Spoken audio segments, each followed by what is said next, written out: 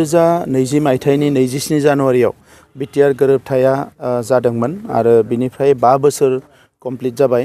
दा बे 5 बोसोराव जोंनि जिखिनि दफाफोर गोबाङानो इमप्लिमेन्ट जाबाय, माखासेया दंबावो। बेखौ जोङो लासै जोङो इमप्लिमेन्ट खालामनो थाखाय सानदों।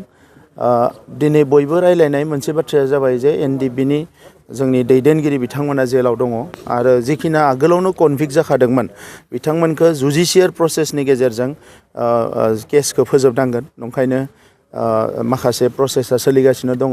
जायफोर दिनै जेलाव दङ बिथांमोननि एनआइएआव केस दङ, हाइनेस क्राइम होननानै मिथिदों। थेवबो बिनि नेचारा एसे जुदा।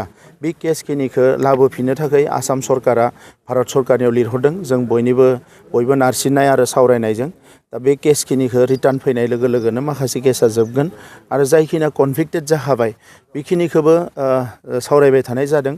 दायो सुप्रिम कर्टआव बे केसखौ नांबाय थानाय जादों। बिथांमोना माखासे मानसिया बेखौ नेतृत्व लादों आरो जों सापर्ट होगासिनो दङ। दा बे केसखौबो जोङो लासैनो गभर्नमेन्टनिफ्रायबो खोब सावरायनो थाखाय जोङो लामा लादों जाहाथे फोजोबनो हायो। जिहेतु जुडिसियारिनि सायावनो सोनारनानै माखासे मानसिफ्रा खामानि मावबाय थादोंमोन। दा बे लाइनावनो जोंबो लामा नायदों।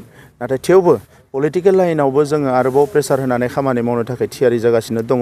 आङो मिजिंथिदों बे केसफोरखौ जों लासै फोजोबजोबनो हागोन। बेखौ नागारनानै जि गामि सोसननाय, दासिम 60 गामि सोसननाय जाबाय। बाखि गामिफोरखौबो सोसननो थाखाय खामानि मावगासिनो दङ। बिनि गेजेराव मोनसेया जाहैबाय नैबे माबाया मा होनो इखो जोंहा जिखिनि सनितपुर आरो बिश्वनाथनि फरेस्ट एरियानि हा। दा बे फरेस्टआव आगोलाव मानसि गैयि बायदि बिथांमोना बुङोमोन। नाथाय दा फरेस्ट एरियायाव जिखिनि रायजो जाबाय बिथांमोननि मेजरिटि मेक्सिमामनिनो हानि मोन्थायखौ होनाय जाबाय। दा बियो लासैनो बे ओनसोलफ्राबो रेभिनिउ लाइनाव फैगासिनो दङ। दा अब्ला जोङो जिहेतु रेभिनिउ ओनसोलखौ लानानै जोङो कन्टिगिउटि गामिखौ जोङो बिदों, जाय गामिफ्रा कन्टिनिउवास मोनसे माबायाव दङ गहपुरसिम एबा सिमुलुगुरिसिम, बे गामिखिनिनि सावरायनाया जागासिनो दङ। बिनि बादै जोंनि जिखिनि इन्स्टिटिउसन्स बियो कभिडनि थाखाय बोसोरसे फासयलांदोंमोन। नाथाय दायो प्राय 80% जि इन्स्टिटिउसनफोर बिनाय बिनि खामानिया कमप्लिट जाबाय आरो जोंहा पर्बतझरायाव जि रेल कच फेक्टरिमोन बेनि खामानियाबो अलरेडि 300 करोड़ बिथांमोना थिग खालामबाय जे बेखौ खालामनो थाखाय जों हानि थाखाय एसे प्रपज फरेस्ट लेन्ड माखासे दङमोन। दा बे एरियाखौ जोङो थिग खालामनानै होबाय भारत सरकारनो। दा ओंखायनो पर्बतझरायाव जानो गोनां जि रेल कच फेक्टरि दा बेखौ वागन बानायनायनि थाखाय बिथांमोना थिग खालामगासिनो दङ। दा बिनि अनगायै माखासे जायफोर दफाफोर दङ बे दफाफोरखौ जोङो मोनसेनि उनाव मोनसे इमप्लिमेन्ट खालामगासिनो दङ।